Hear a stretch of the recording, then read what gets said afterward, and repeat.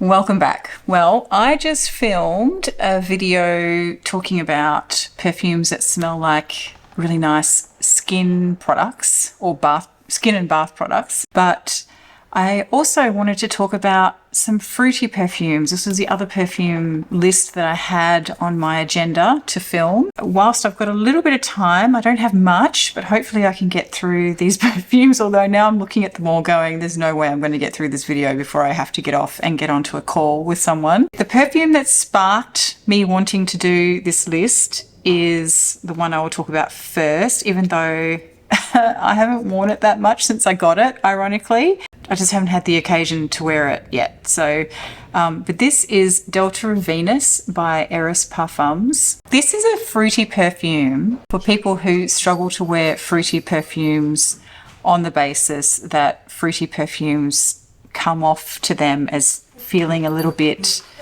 too youthful or perhaps a little juvenile. Excuse me for 1 second. Her Majesty decided she wanted to go outside again. So as I was saying, this perfume to me smells like the fruity perfume for the person who doesn't want to smell too frivolous. I'm not going to talk about things smelling juvenile or young, because I mean there's lots of fruity perfumes in this list, so obviously I've got a few of them. It's not necessarily about smelling juvenile, although I think some people do feel like fruity perfumes are hard to wear because they come off a little bit young. But for me, it's really about the frivolity of a fruity perfume. There is nothing wrong with frivolity in perfumery at all whatsoever. And in fact, some of the perfumes in this list, I think, meet that mark. And sometimes you just want to smell fun, you know, you just want to feel carefree and happy and like you don't have a care in the world. And that is the beauty of perfumery, is that it can enhance those experiences for you. Delta of Venus, it can be fun and playful, but it also has an air of sophistication about it that I think makes it feel very, maybe slightly reserved compared to other fruity forward perfumes. And yet it fits the category of happy, fruity perfume to a T. The perfumer behind this one is Antoine Lee, who I think, in all honesty, is becoming one of my favorite perfumers, even though I don't think I have a huge number of perfumes by him in my wardrobe, although I'm probably going to have to do a reconciliation of my wardrobe in the not too distant future and actually work out. That would be fun, actually, to work out who are the most dominant perfumers in my perfume wardrobe. Anyway, Delta of Venus, the major fruity note in here is guava. It's very luscious. It feels fleshy. It doesn't feel too bright or vibrant. It's kind of green as well. It does have a bit of a tropical bent to it, and it does make me think of lush greenery mixed with fruits growing on a tree.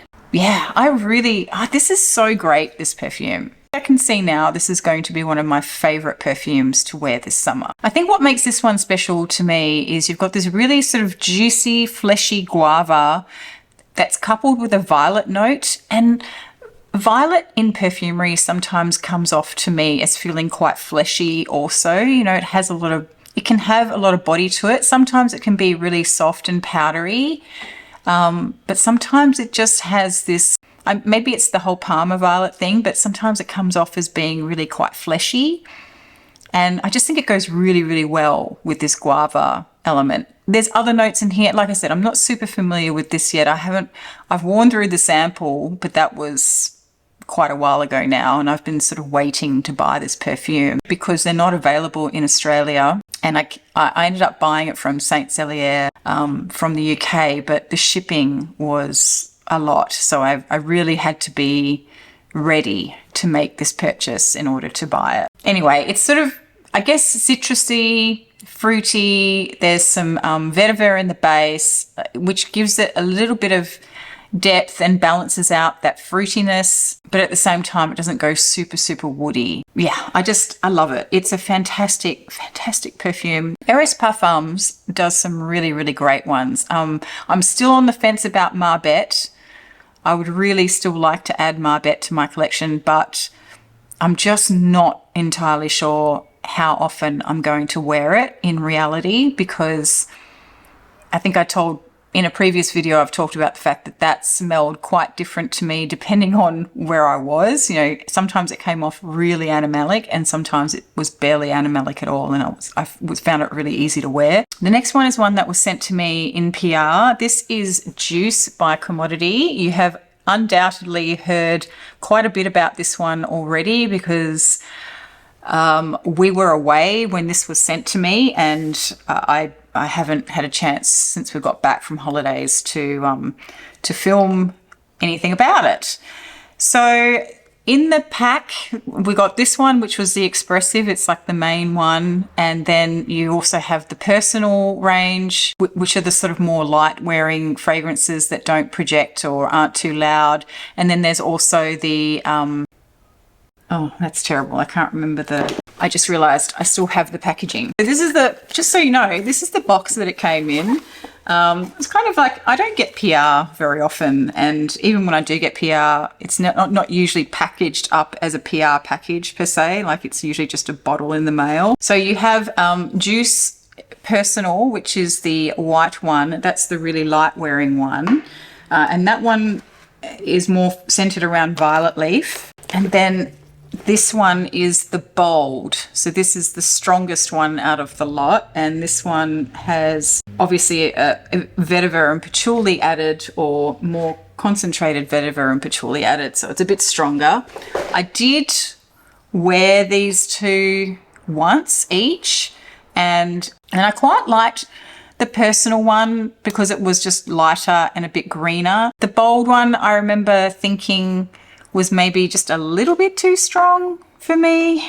I mean, it's designed to be that way, so each to their own. The scent profile itself isn't too bad. I quite like the darker, woodier facets to it. Actually, on the strip, I don't mind. It's all right. So I didn't know what Commodity were sending me.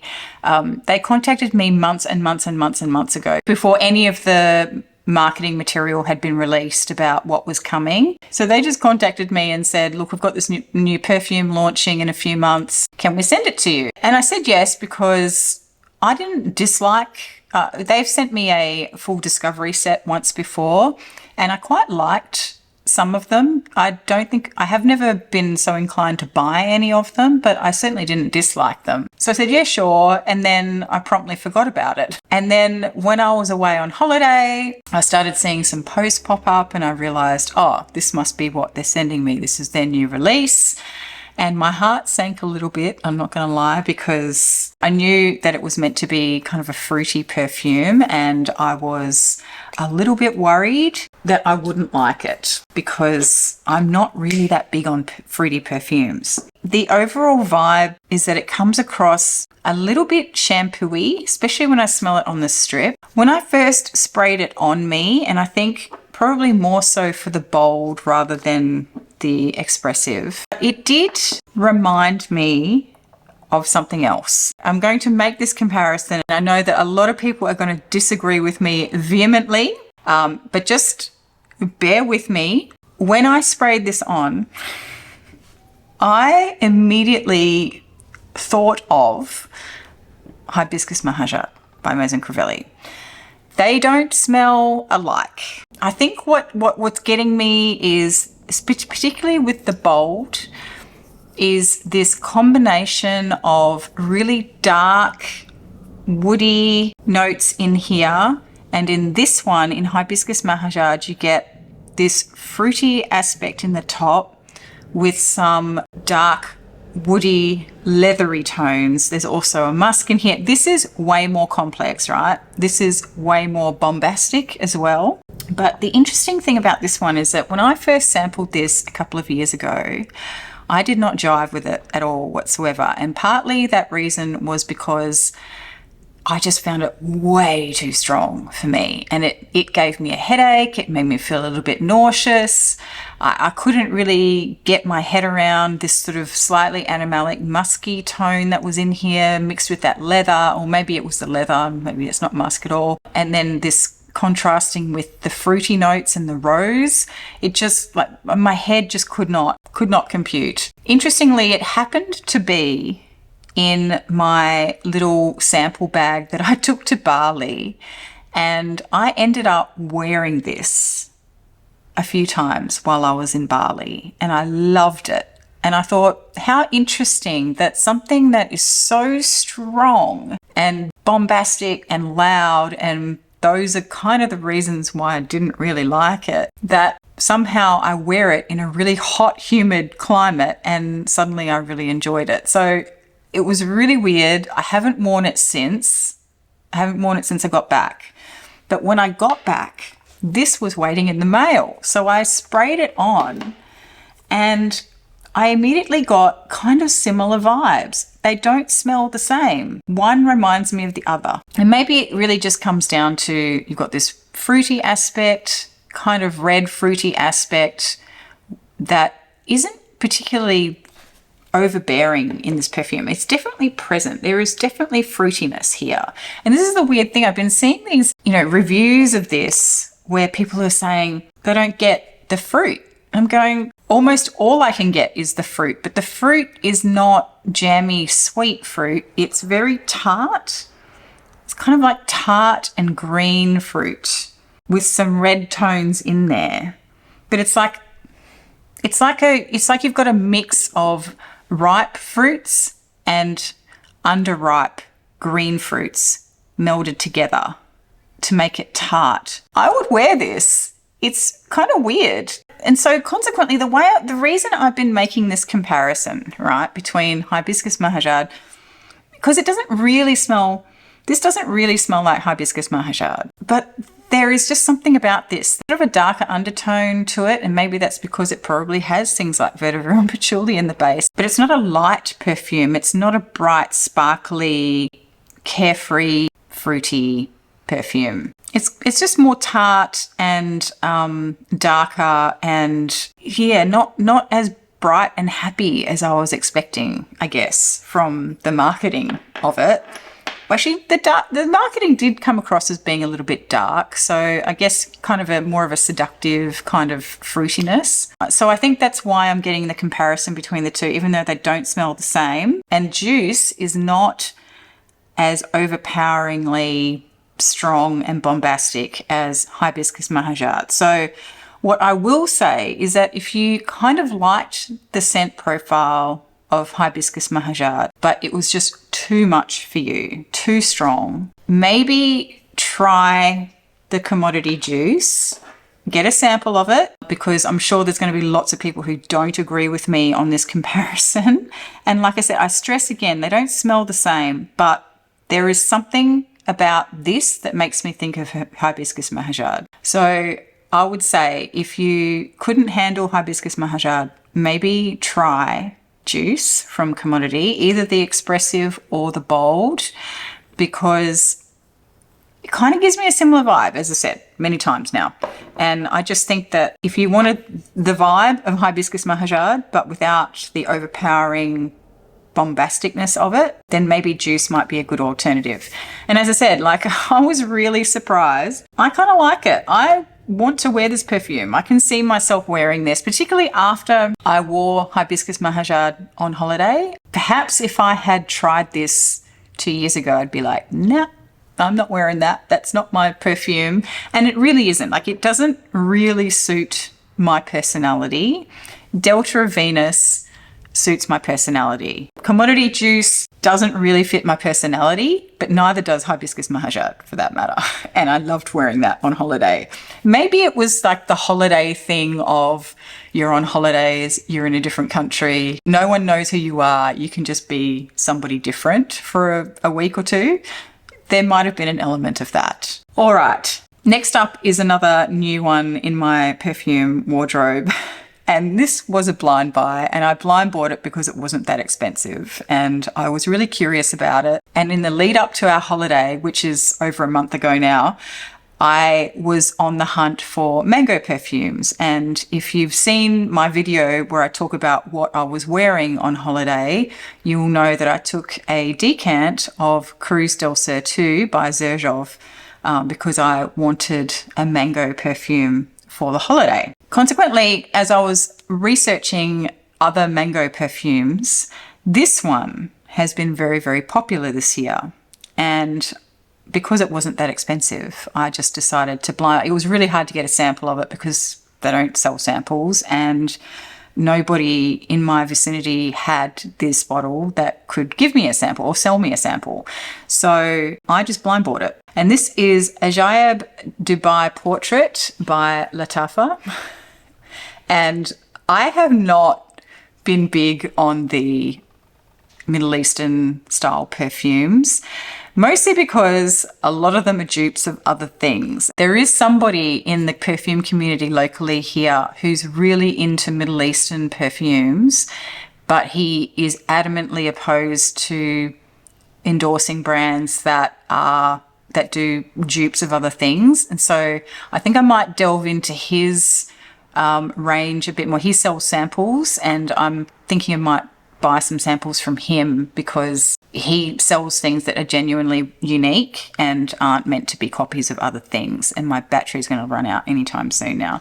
Anyway, I got this in the mail probably about a week before I went on holiday, and I absolutely hated it. I disliked it a lot. Like, I did not want to put this on my skin.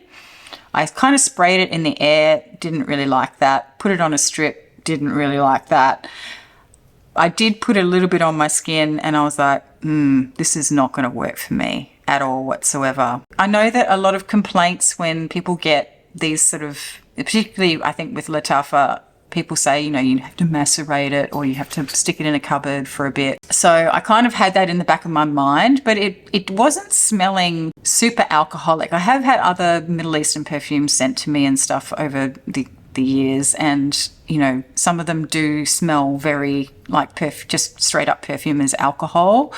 And sure enough, over time I've just sort of shoved them in the cupboard because I wasn't that impressed with them. Then I've pulled them out to maybe give them to other people, and I've smelled them again and thought, oh, okay, well, there's a little bit more going on now than there was when I first smelled them. But this one, I was thinking it wasn't so much the fact that it smelled alcoholic, it just smelled, I was hardly getting any mango from it. It had been described by many as being like a creamy mango scent, like what I was aiming for with Cruz del Sur II. But for me, this was really dark and woody and oody. Well, even though I don't know if it's real oud, but like it had that sort of oody, Middle Eastern, dark, woody base to it. And my battery did run out. So this, as I was saying, it just smelled very woody. I hardly got any mango. I wasn't getting any of the creaminess that everyone was talking about. And I just didn't think it was going to change that much because it was just, I wasn't getting any of the notes that I thought I should get. Anyway, a couple of weeks ago, we had a cold day, and I was talking to somebody, a friend of mine who isn't a huge frag head, but she does know about my channel. She was asking me about another Middle Eastern perfume that's been quite popular, and I can't remember the name of it, but I couldn't comment on that one because I'd never smelled it. And then we just sort of started talking about sort of Middle Eastern perfumes, and I said, oh, well, I've got two. I've got this one and one other, basically, that I've bought. And she was like, well, you should talk about them. And I was like, well, I haven't, made up my mind about them yet. And then I was saying to her, I really didn't like this when I first tried it. But then on that day, because I was curious, I spritzed it again. And this was probably 2 or 3 months after I'd bought it. Now it smells a lot different. And I'm not sure if it's because when I sprayed it on the other day that I had really low expectations. I only spritzed it on my hand, and I was thinking, this is, I just want to smell it and then I'm going to wash it off type thing. But I actually kind of enjoyed it. And I was getting a lot more of the mango and the fruity aspects than I had previously. I still wouldn't necessarily say it's creamy in the way that I wanted it to be in terms of what I got from Cruz del Sur II, but I have to say I don't hate it, which I really did dislike it with a passion when I first smelled it, and I just thought there's no way. Actually, I would wear this now. And I am actually really enjoying the woodiness of it, the earthiness of it. It's a lot more interesting than I initially gave it credit for. So I can't really say much more about it because I literally spritzed it on the other day, and that was the first time I sort of went, oh, I actually kind of like this now. But I will wear it some more and come back to it and let you know some final thoughts. But right now I've gone from intense dislike to it's likable, and I now have it in my wardrobe, so I may as well wear it if I like it. Whether I want to keep it long term, I don't know. I need to play around with it a little bit more, but you know, now I consider this to be something wearable that I could get away with. So that is Ajayeb Dubai Portrait by Lattafa. All right, so while we're on the topic of bombastic, darkish, sort of fruity perfumes, let's talk about Xerjoff's La Capitale. Oh, I just realized I could have put Overture Woman in here, but I'm not going to. Let's save that for another day. This has, I think, a strawberry note, if I remember correctly. I haven't worn it very much, as you can probably tell. I mean, it's only 15 mils and it's full. I've only spritzed it a couple of times. And this was being sold together with one of the other ones, which I really wanted, which was probably either Picavia or Apollonia, I think. Anyway, so this is a lot sweeter than what I would normally go for. But I do have to say, as it wears, you know, all of like 2 times that I've worn it, it settles down. So it opens very sweet, and I found that very off-putting at first. It's got like a strawberry caramelly opening, but it does settle down. It's got a very resinous, spicy base to it. Yeah, it's like a spicy resinous base. It's not particularly woody or anything. And there's like a bit of leatheriness too. Or maybe it just seems leathery in comparison to these other things that I've been smelling. But yeah, it's got a nice base to it. I don't dislike this. I quite like it. I would really have to be kind of in the mood for it because it is very sweet, but it's like sweet but dark, you know. There's some really nice depth in there. And then I think there's some rose in there as well, but I don't know if I even get the rose, to be honest. All I get is this sort of fruity, resinous leatheriness, if that makes sense. But not as leathery as, say, Maison Crivelli. And that's really all I can say about it because I haven't worn it that much. You might find that a lot of these that I'm talking about, I haven't really worn them that much, and that's just because I don't typically gravitate towards fruity perfumes. But the fact that I have these in my wardrobe and I do wear or could see myself wearing them from time to time is probably testament to the fact that they're probably not going to be seriously disliked by somebody who doesn't gravitate towards fruity perfumes. But I could be wrong because maybe, you know, we're all different and maybe there's just something about these perfumes that really grabs me. How am I going for time here?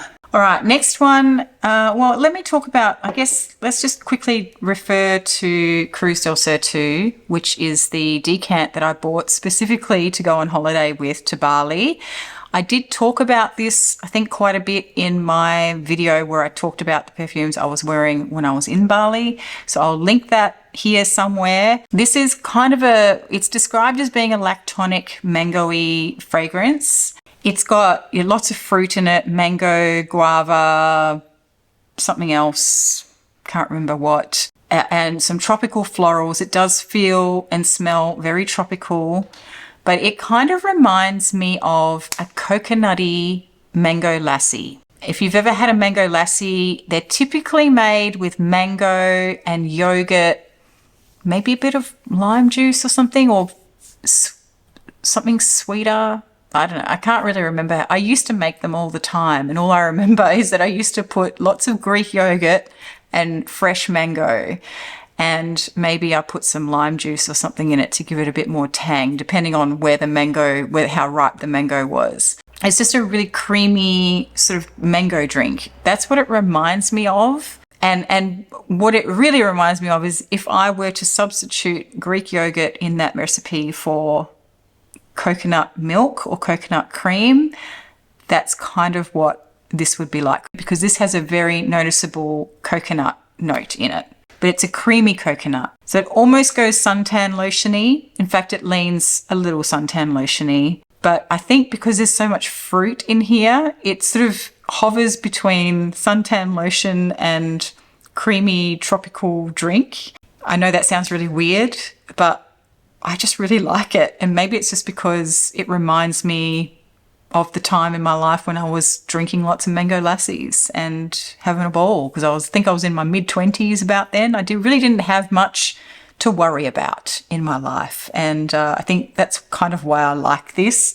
Maybe I wouldn't gravitate towards it so much or as strongly as I do if I didn't have that scent association that this seems to raise in me. But I really like this, although I can't see myself wearing it like to work or something. I would have to be going to the beach to enjoy this one, or I'd have to be on holiday to enjoy this one.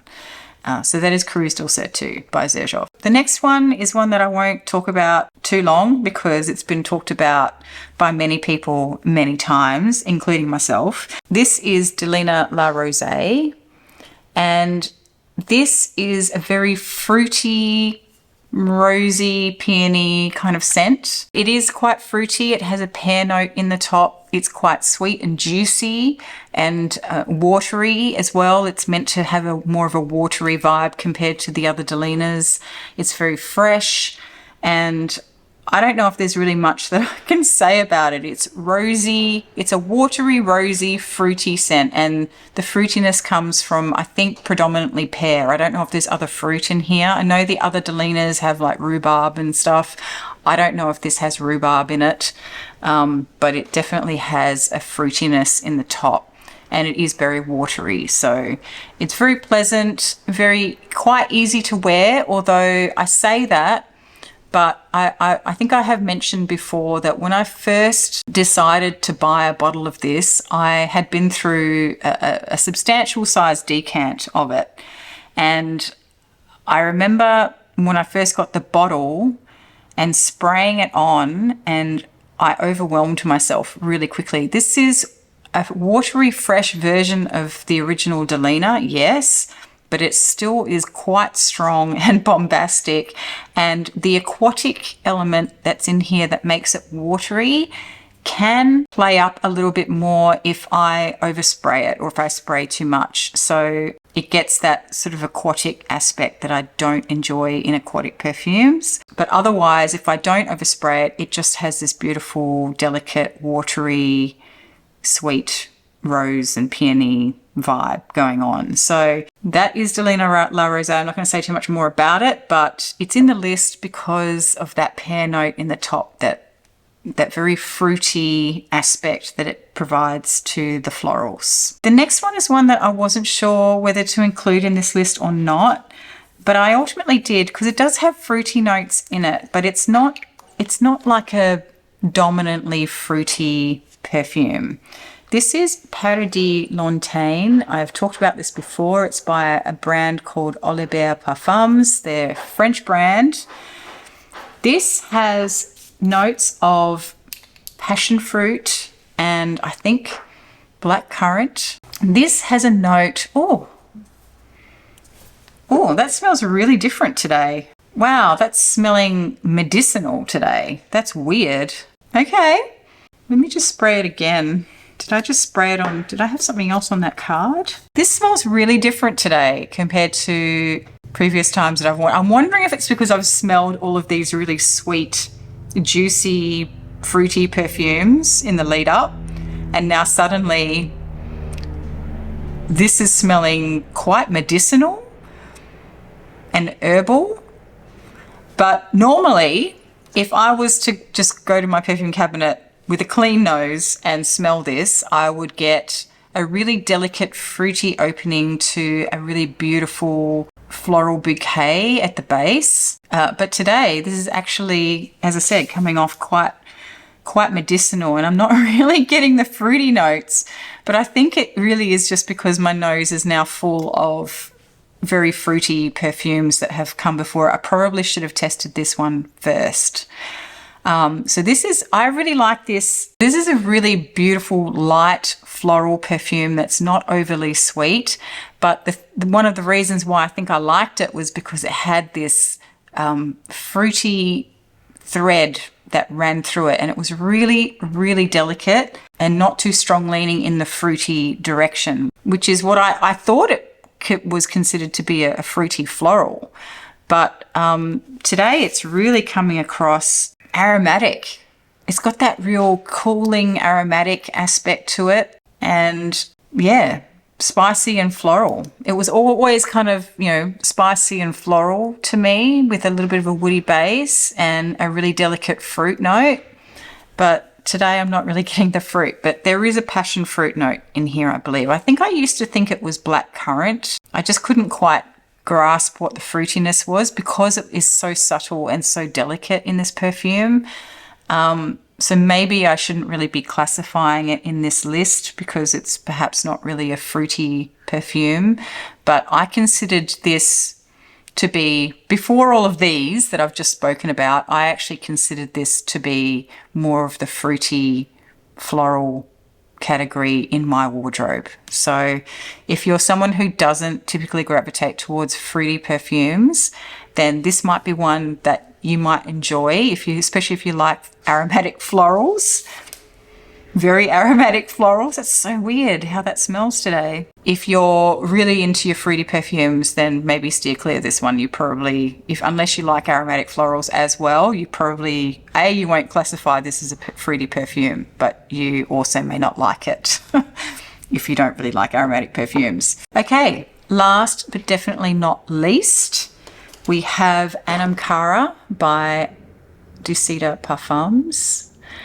And I had a couple of decant, like travel size decants of this, or they weren't decants, they were travel sizes, legitimate travel size, the little 7.5 or 8 mil travel sizes that they used to do. I don't know if they still do them anymore. And the color of those was way different to this. Like, this is very pale now, but the original Anamcara had really dark orangey tones to it, like ambery sort of tones to it in a way, not in fragrance wise, but fragrance wise as well, I suppose. But yeah, the actual color of the perfume liquid was a lot darker. So I don't know if this will change or if that's just a nature of the materials that they've been using has changed. Oh, this is great. See, it doesn't feel as sweet. Yeah, so maybe the vanilla had matured a little bit more in the earlier samples that I had. This is a very sophisticated, tropical, fruity floral perfume. In fact, I don't even know if you'd classify it as a fruity floral. There's lots going on in here. It's kind of woody, smoky, beautiful sort of sweet fruits, fleshy tropical fruits in the top. I don't know what. It feels really tropical, but I think primarily it's meant to be kind of orangey, and there's tropical florals in here, but I don't know. It's like the combination of the vanilla with the tropical florals and the fruits that are in, I don't know what fruits are in here. Whatever that combination is, it makes it feel like you're getting things like almost like a pineapple aspect to it. It's great. It's really, really great. There's like this smoky incensey, or just like this smokiness. There's a woodiness to it. It's kind of green as well, but it's not a green perfume, but there's like this hint of green freshness to it as well. Oh, it's so good. I really wrote this off when I first had those original samples because it came across to me as being very fruity and sweet. I don't know if they've changed the formula or not, but yeah, this gives me, it definitely gives me tropical holiday, but tropical holiday not on the beach. Tropical holiday in a village somewhere where it reminds me a little bit of Moonlight in Chiang Mai. There are some similar threads, I think, between these two, but this one has a lot more going on with the florals and maybe a little bit more fleshiness, and that's why I'm thinking there must be fruit in here, but I don't know what they are. But it's gorgeous. I really, really like it, and I did wear this on holidays and really, really enjoyed wearing it. I mean, this suits the Bali vibe down to a T. This and Delta of Venus, I reckon, would have been perfect. I didn't have Delta of Venus when I was on holiday though. But yeah, just because it's got this sort of light woodiness, the woodiness is really dry, but it's like, yeah, you got this sort of almost smoky thread going through it. It's very, very subtle, but it just makes you think of people cooking on open fires in a fruit market or something, you know? Anyway, that is Anamcara by TheTopNote. I know my descriptions are like going AWOL right now.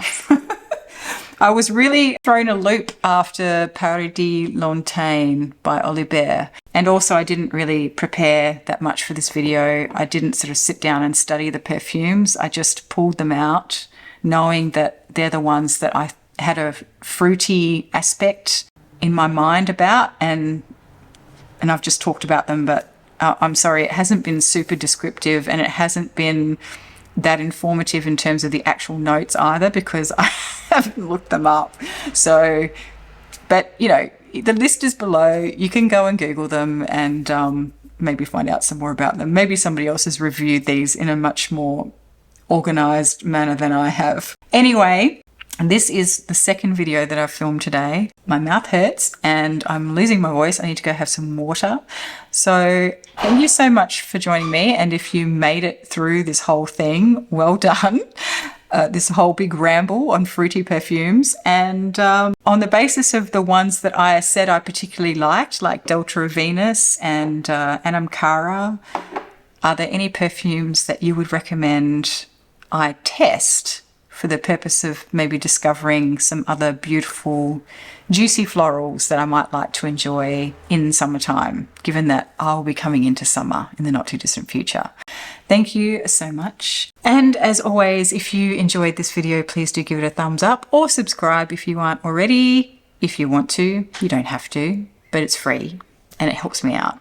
And thank you also for 1 million views on this channel. I mean, that is a huge number. I can't believe, in a way, it kind of makes me a little bit anxious to think that there's been so many eyes on my videos. 1 million people is a lot of people, but it's also kind of cool. And thank you all. I mean, and to also get to, I think, 1 million views and have had such a positive experience, because you are all so lovely and there's never really been any major negativity in the comments. You know, I don't enter viewing the comments with any sort of level of anxiety, because I don't expect to see anything negative. And once in a blue moon you get a negative comment. It's probably from somebody who probably doesn't watch my channel on a regular basis. But even then, they're pretty tame. So I guess I just wanted to say thank you for all of your support, and let's keep it going. I'm not here to sell you anything. This is really meant to be a discussion, well, as much as it can be a discussion when there's only one person talking. But, you know, so many of you contact me in other means. You either email me or you send me notes through or DMs through Instagram, and it's just great to see what you're discovering. You give me ideas. Hopefully I give you some ideas. And I'm going to go now because I've got to stop talking, and I'll see you in the next video. Thanks. Bye.